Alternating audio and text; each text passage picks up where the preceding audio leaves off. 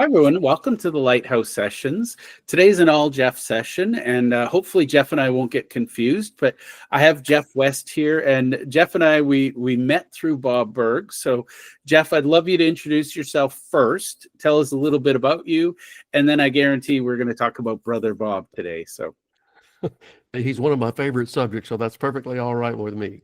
Well, as Jeff said, my name's Jeff West, Jeff C. West, if you really want to kind of find me somewhere.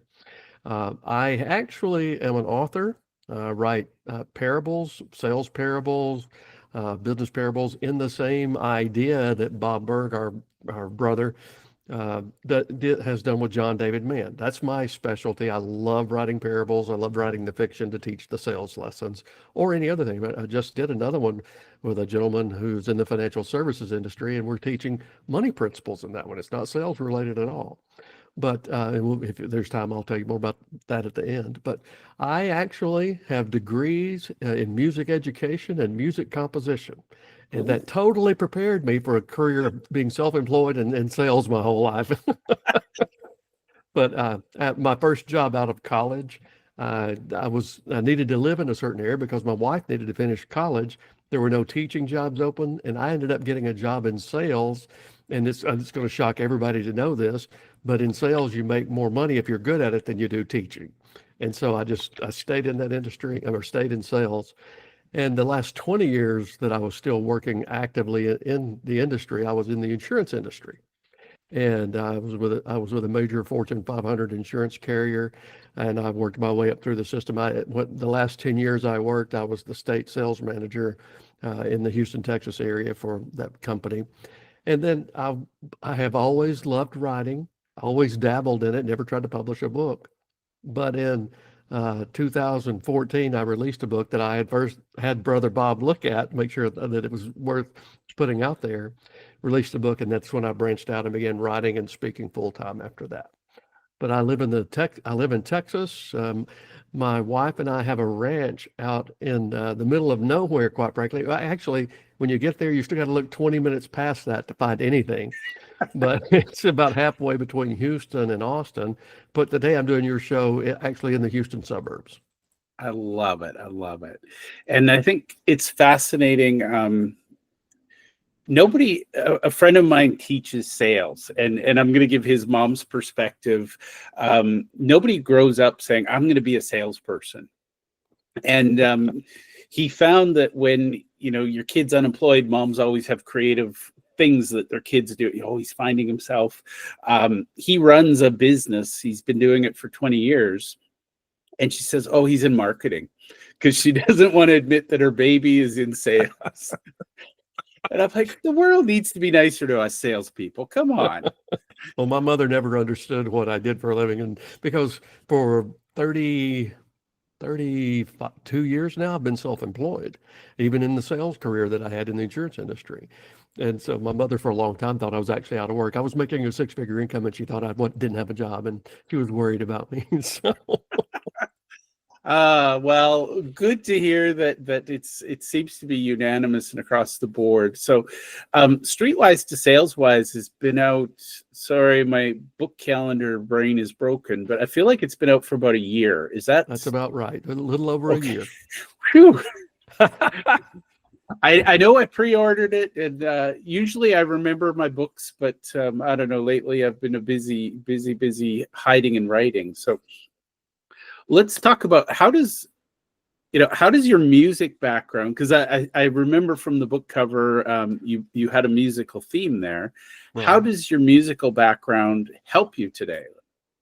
Well, I think the way the musical background helps me the most is it really is part of where my creative juices flow. And I think when someone is a creative type, it doesn't just show up in one area of your life, it shows up in multiple. And so it's kind of funny on Streetwise, as you know, it's set in New Orleans. And my wife and I were in New Orleans somewhere around, New Year's Eve 2022 going into 2023. And we were having dinner up on the terrace of a restaurant, and we were getting ready to leave. And the waitress, she said, oh, you guys are going to love this. And she pointed down to the street, and there was a young singer getting ready to sing. And we sat there and listened to the young girl for an hour. And after we got through, I looked at my wife and I said, "Baby," I said, "you know what?" She said, "What?" I said, "I just came up with the entire storyline I'm going to use for Bob's in my book." And I Wow. and it did. I just let it flow in because that's half when you're a creative, and you know this. You've written a lot of books. When you're a creative type, half of the process is really learning how to be observant and let things come to you. Watch life around you. You're going to find so much inspiration for so many topics. It's really hopeful. Well, and I tell people ask me, how do you write these books? And I'm like, they come to me, and most of the time it's a loud voice in my head saying, sit down and write. And it's waiting for that inspiration moment, right? Well, you're exactly right, and I love it because what happens with me, especially since I really write fiction, but I use it to teach stories. I mean, teach principles in the story. I'm writing it just like any other fiction author would, and I'll have an outline of some sort, at least in mind, about the characters and the story arc. But most of the time, when I'm doing the actual drafting, I'm sitting down and just letting the story come to me. And my writing coach is John David Mann, who obviously is a co-author on The Go-Giver. Yeah. And one of the things he always says is it's great to have some sort of an outline and an idea, but don't let it handcuff you and let the story reveal itself as you go along. And it makes it so much fun for me as the author. It really does. And I'll be honest. I was a John David Mann fan. Hi, John.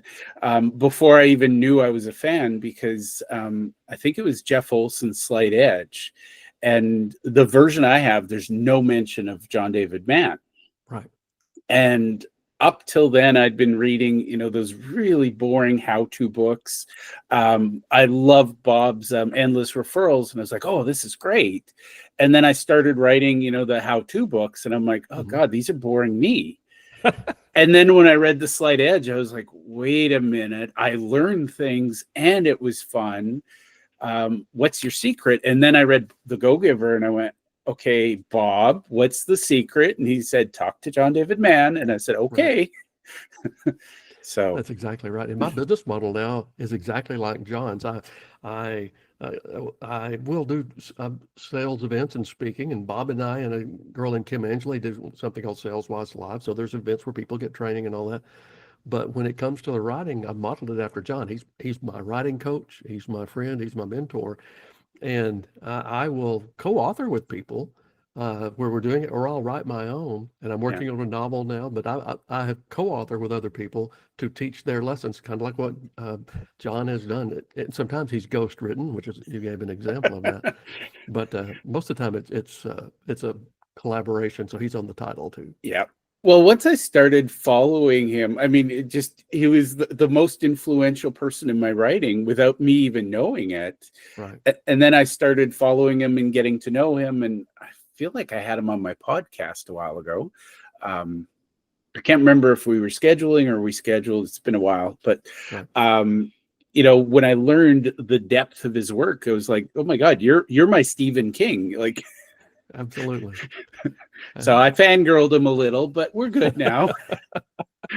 Well, he's written over 40 books, 9 New York Times bestsellers, and he's an amazing teacher. Yeah. With the writing class that I do, I'm finishing my second year, and I'm going to go on to do another year too. He's coaching us twice a week. He's got all these course modules you'll go through, but he's an amazing teacher. He loves inspiring writers. He really does. Well, and total tangents, but as a ghostwriter, I don't want to be a ghostwriter anymore. I want to be a collaborator, and I'm capable of creating the lessons to teach people how to work with me. And I'm like, you know what? I'd rather you go learn it from John. Just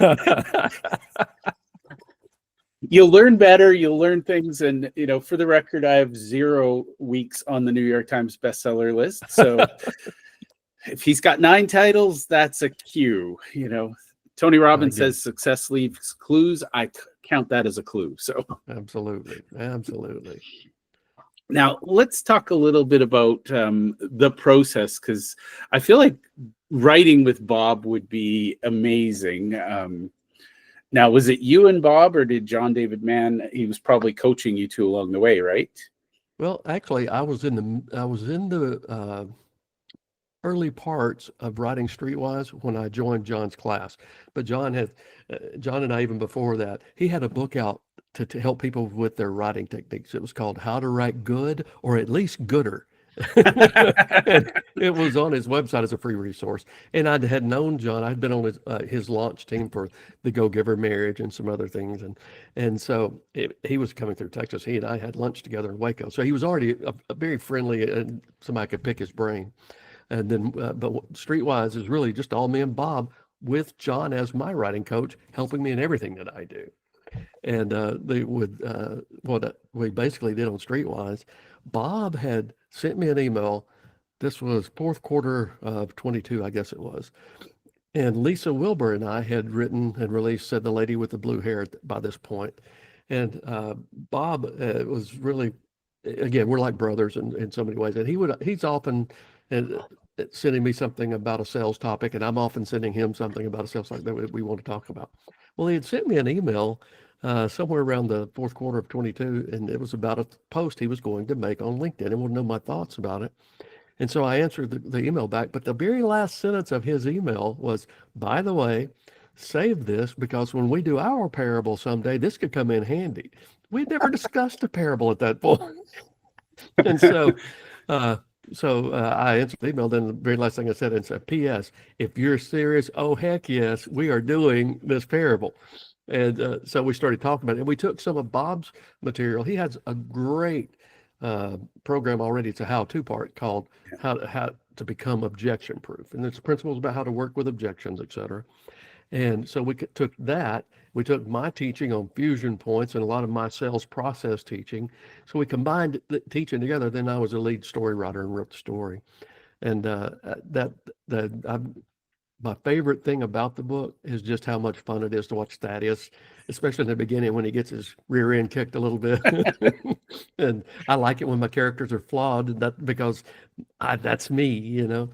Yeah. And but it was a lot of fun to write, and that's actually I've been very fortunate and been blessed. The book I've published 3 parables. The 4th's coming out in September, and they've all 3 won awards. But Streetwise just won the highest award of anything I've ever done, and it won the Axiom Business Gold Medal. And, wow, that's the biggest one that I've been blessed with so far, and so it's well earned, and congratulations. Thank you very much. I love that. And, you know, it's funny. I'd love your opinion on this, because when I write books, honestly, everybody says, how do you write struggle and tribulation so well? And it's like, everything's partly autobiographical. You know, it's.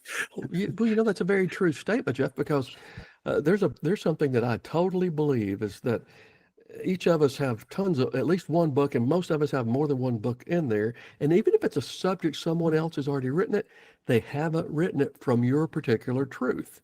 And being able to write your truth with any story gives it a slant that nobody else can do but you. And so I'm glad you're doing things. Well, and for what it's worth, you know, people say, wow, you made a lot of mistakes. And I say, yes, I did. So that you don't have to. But what I did find, and this really, some people are troubled by it, but I find it fascinating. A lot of what I write is about me and the lessons I'm learning. And I write very realistically, because I'm writing to me 5 years ago saying, oh, by the way, this is what's coming up for you. How do you keep your stories real? First off, I have a very varied background, and I've made a lot of my own mistakes and got my nose bruised and bloodied. And so it's easy to have plenty of material like that. I always say I'm the most imperfect person you'll ever meet, but I'm a person with a great amount of faith, or a little bit of faith, and a great big God. And that's just who I am. No apologies for it. That being said, I'm so imperfect, it's hilarious. So a lot of it I can just write in my own stuff.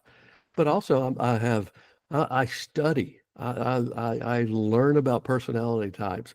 And I have a very high level of empathy. So I imagine myself in those situations, how that would have felt.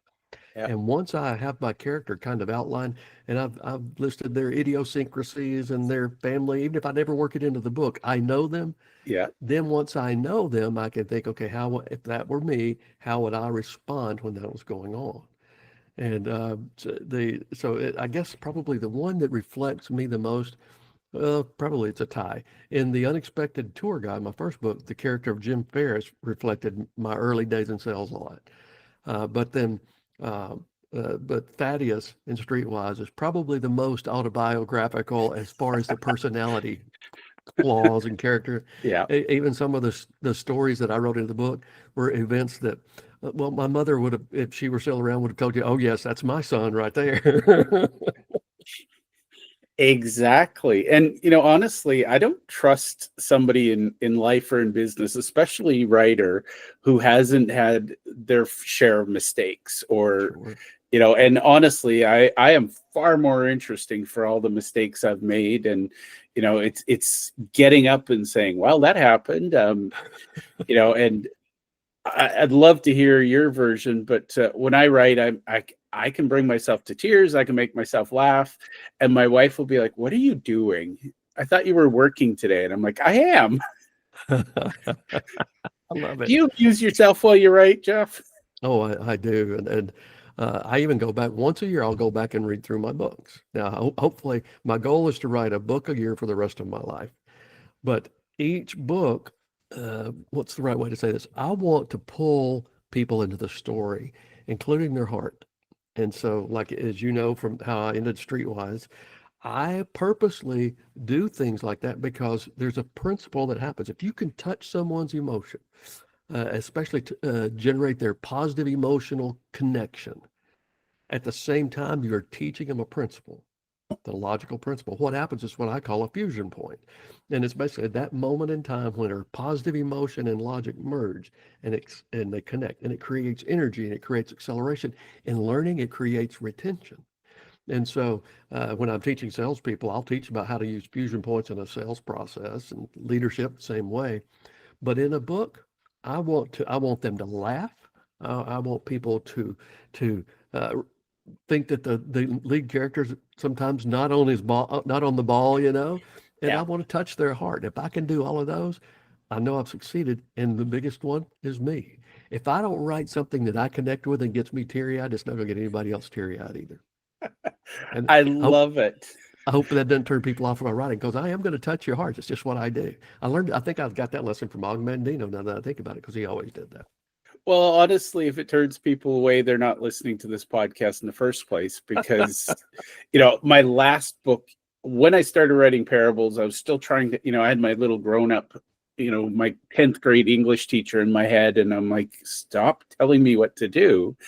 And I was going to write a 10-chapter book. I got 9 chapters done and I let out a big yawn and went, oh, delete, start it over. And I was like, my wife's like, I thought you said you were almost done. And I said, yeah, it bored me. And she's like, but you wrote it. Exactly.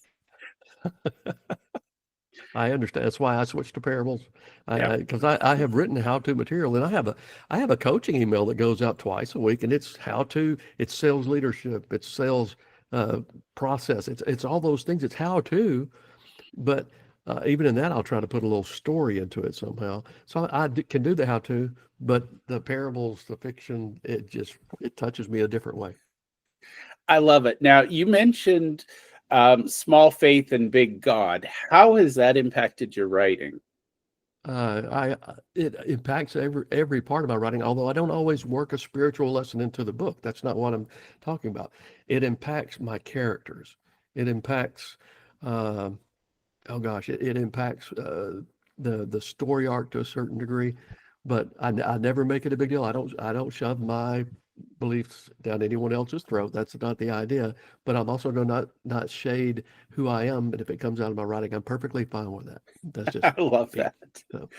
And for what it's worth, the guests I've had on the show and the people I know that are going to be watching it don't necessarily identify as religious, but they really wrap their head around spiritual. Mm-hmm. And I think I personally don't care about the distinction. I understand there's a distinction, but Right. what I've seen in the spiritual space is the people who are spiritual tend to say, I believe in my God, you believe in your God, let's be friends. Whereas I find a lot of religious people tend to get fanatical and say, my God's better than yours. I'm like, I feel like you missed the point of God. Well, I've long said that as a person of faith, I don't ever want to be the reason that someone else turns away from faith. And I what's the right way to say this? I um, I've gone. I grew up Southern Baptist. I'm non-denominational now. I refuse to get involved in the any of that mess of Yeah. any denominational stuff, because I think sometimes what's happened, just like it did back in if you read the Bible, sometimes the people inside chase people away that they're Yeah. outside because they're sinners. And since I am a sinner, I can't chase anybody away. So I love that. And it fascinates me that people who identify, and, when I reached out and said, I'm looking for visionary entrepreneurs, you were right in there, happy to help. So you are a living embodiment of the go-giver, and a testament to the legacy of Mr. Berg. But I do love that the right people in my world are very open and sharing. right. And honestly, I don't know how you do business and separate the self from the belief. Right. Yeah. It would be impossible for me. And Bob describes this best. I think my friend Bob is one of the most amazing people that I've ever met. And he's a person of very strong faith. He's Jewish, and he's very strong in his faith. And he talks about how people can't. Oh, I totally lost my train of thought, Jeff. But he talks about people sometimes they if they're being congruent with their values, it will come out in how they do everything else. And you can't be happy. You can't be happy unless you're living in congruency with those values. Yeah. And so it's exactly how your faith comes in, or at least mine does. Well, If and I weren't- honest, oh, Go ahead. sorry. I was going to say, I think that's how the parables work when you put your whole self in. I mean, you and I, we've written the How-Tos. I wrote one it was a guide to using AI in business. It bores me just thinking about it, but it was very much written here, next step, next step, next step. Whereas when you write a book that's written from your entire being, it resonates with people. And, some people will naturally hold it like this and want to get it away from it. Right. But the right people will embrace it. And, I remember when I read Endless Referrals, I was so crazy. I found Bob on, way back when. I found him on Twitter, and I said, look, I just want to say thank you. And much to my surprise, he said, you're welcome. And I was like, whoa. First author in my life to actually say something back. Usually it's, yeah, I'm great, I know. But Bob had just, and I was like, oh, sorry, Mr. Berg, I don't mean to bother you. And I'm happy to say we've gotten past that. And right. He's one of the most genuine people. I've known him now 20 plus years. And the way he is with people on LinkedIn, at events, the message he espouses, he is exactly the same behind the scenes. He is genuine. That's who he is. And we all have our flaws, and then Bob does too, but they're not the flaws that would mess that up. And since you brought that up, I'll tell you how I met Bob. This is one of the funniest stories to me. It embarrasses me a little bit, but I tell it anyway. But when in my insurance career, I had been a district manager up in North Texas for this same carrier for, I guess, about 6 years. And I was one of those district managers. I wasn't in danger of losing my job at all, but I'd make my quota one year, I'd miss it the next, I'd make it the next, miss it the next.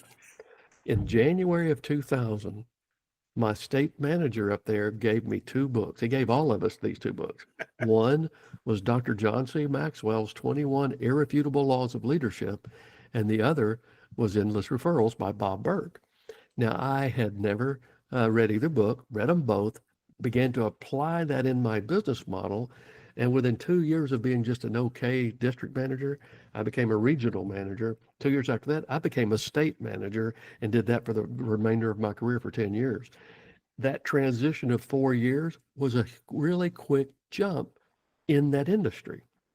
And as this was going on, the state manager would have me come in and talk to the new sales school at the new agents.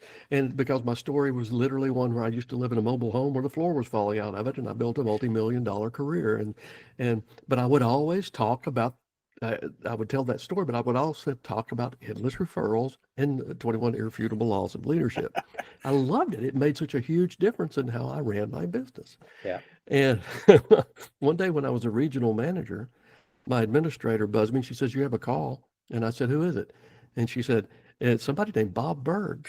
And I thought, okay, I've got a buddy out here who knows how much I love the book Endless Referrals. Yeah. He is pranking me. He's pulling my leg. This is just a joke.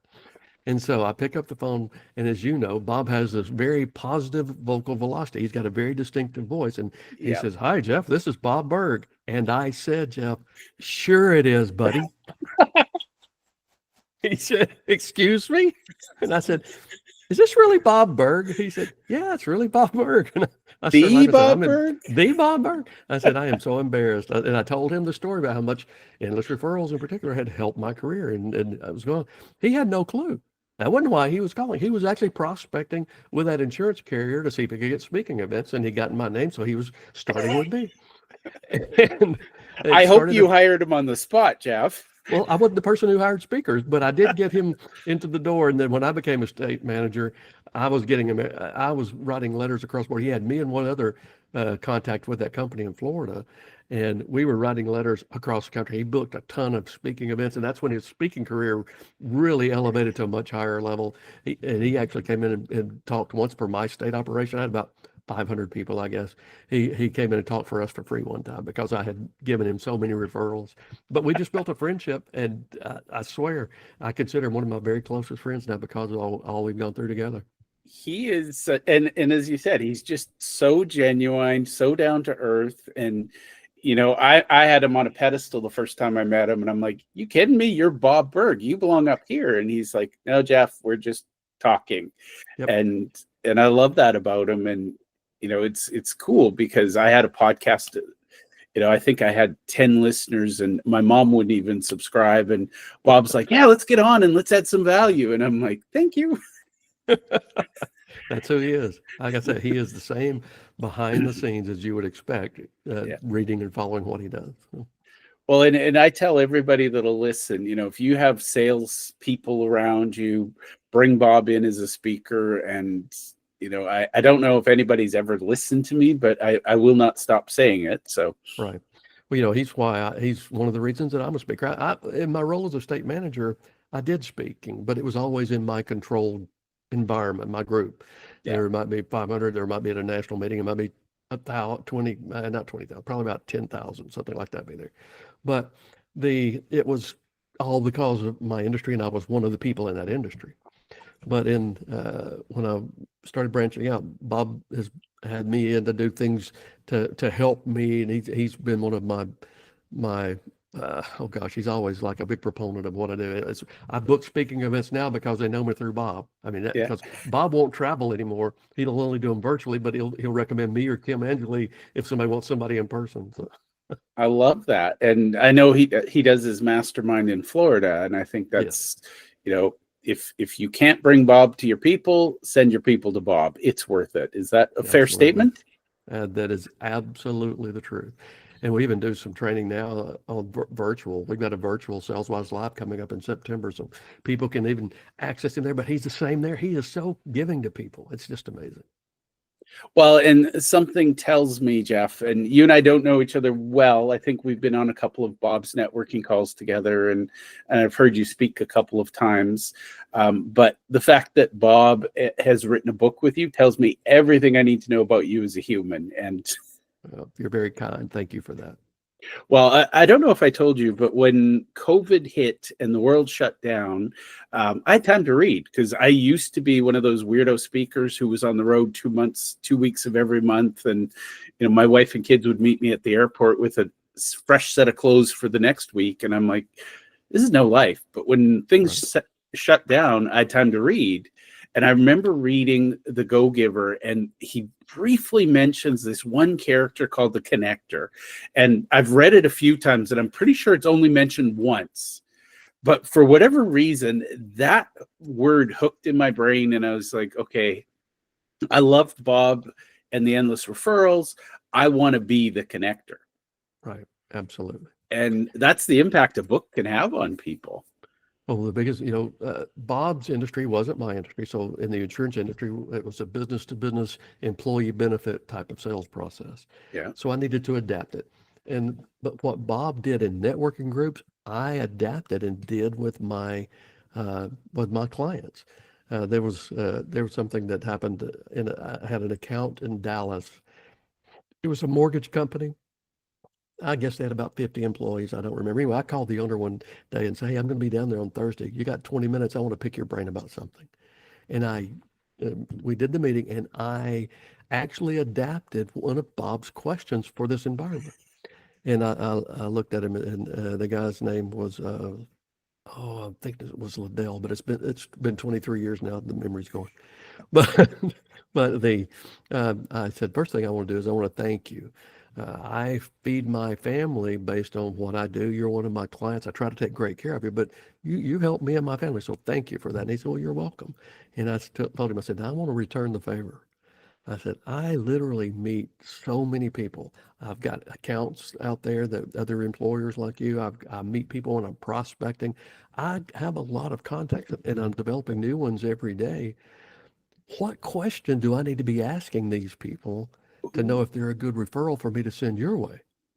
And I kid you not, Jeff, he took off his glasses and he said, well, I'm going to give you the answer, but first I'm going to thank you. And I said, thank me for what? I haven't done anything yet. He said, yeah, you have. He said, I've been in business 30 years. I'm always having salespeople ask me for referrals, but you're the very first to ask me how you could refer business to me. Thank Wow. you. And we talked and I understood that. I picked up my cell phone and I called two of my clients that I thought would fit the profile pretty well with what he was doing. And in front of him, I said, hey, I got my personal phone, said, hey, I want to get your permission to give your contact information to someone. And I told him what he did. And I said, I know him, I like him, and I trust him. And with your permission, I'd like to connect you two. Would that be okay? And they both said yes. And so I did that. And I gave him their contact information on the spot. Well, what I did by doing that, I did the right thing for my client. I helped him because he was helping me, but I also showed him the most effective way he could ever refer business back to me. And he started doing that as well. So it was a good Wow. relationship. I love that. And I'm going to get it wrong probably, but I remember Bob quoting John David Mann. And I think he said something about, oh, good God, it just left me. Basically, money is the echo of value, like thunder Exactly. follows lightning. And again, a man that can write those words, I was like, Yeah. wow. And John thinks well on his feet too. I have to tell you this. Bob teaches when you're working on handling sales objections, or when you're working on building the right relationship in the sales process. So that sometimes you have to reset that frame, and you have to take where they are and then kind of tilt it a different way. And there's a process we teach to go through. Well, because you've read Streetwise. But the John was in a meeting one time, and he did the perfect example of reframing what someone thought, because the person had come in with kind of a negative frame about authors, and he didn't know John, and somebody else had recommended that they meet. That was the publisher.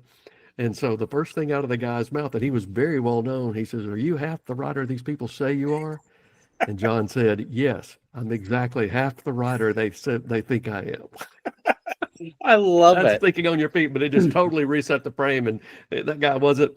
He didn't look at John as being down here at that point. John was up here with him. Yeah, he elevated himself. And that's the thing. I mean, when you write for a living, you become sharper of tongue in a good way, right? Right. Absolutely. Absolutely. Now, Jeff, I could talk to you all day. You are a fabulous guest. Thank you. Where can people go to learn more about you, what you do, either as Jeff West or about the SalesWise trainings? Okay. The easiest way is to go to my website, jeffcwest.com. Make sure you put the C in there. And because then you can snoop around, you can find out all things. It's got the latest book things, because the homepage is really about being an author. But you can click on Fusion Points, which is what my sales training, and you can find out things there. If people are, I do write books with people. If someone has a business and they're wanting to elevate their brand, they can find things on there too. But if you want to learn about the SalesWise event, just go to saleswiselive.com. The next one's in September. Gives you plenty of time to get prepared for that. But yeah, jeffcwest.com. And hey, if you go there, on the top, very top fold of the homepage there, you'll see a place where you can sign up for my Fusion Points Unleashed newsletter. Basically, I send out coaching emails twice a week. About every third or fourth one, I'll work in some kind of behind the scenes things about being an author. Like Nice. I've been working in things about the fact, Bill Cates and I have the book coming out on September 9th. It's called The Hidden Heist. Stop robbing yourself of lasting wealth. It's another parable, but it's about financial things. And so I'll sneak lessons like that in there. But sign up for the newsletter. You keep up that way. And I don't spam you. I just send you 2 a week. Usually on Saturday. Look, I'm in sales, so usually on Saturday I will send out some sort of a promotional email. But other than that, it's just trying to coach you. I love it. Now, Jeff, is there something I should have asked you that I haven't that you'd love to share with my audience? I was thinking of a funny story the other day. This really happened.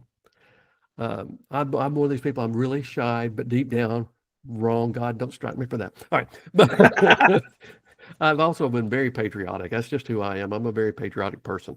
And I was living in Atlanta, Georgia. This was in the early to mid 80s. And Ronald Reagan was president at the time, and I miss politicians like Ronald Reagan, even if they didn't agree. Like Tip O'Neill was a big Democrat, Ronald Reagan was a big Republican, and they could be friends with each other even when they didn't agree. And as a matter of fact, they used to talk about, we may be head to head during the day, but in the evening we can go have a beer together. It's okay. We can be friends. I miss those days. I do too, buddy. I really do. But I was on Interstate 285 going around Atlanta, and Nancy Reagan was in that area of town speaking. And I thought, well, this is pretty cool. I'm in the same area. And about that time, I'm seeing a motorcade get on 285. I'm at the exit, and they're getting on 285 as I'm going this way. It's got the 2 smoke glass limousines. It's got the motorcycle cops, everything. I'm thinking, this has to be her.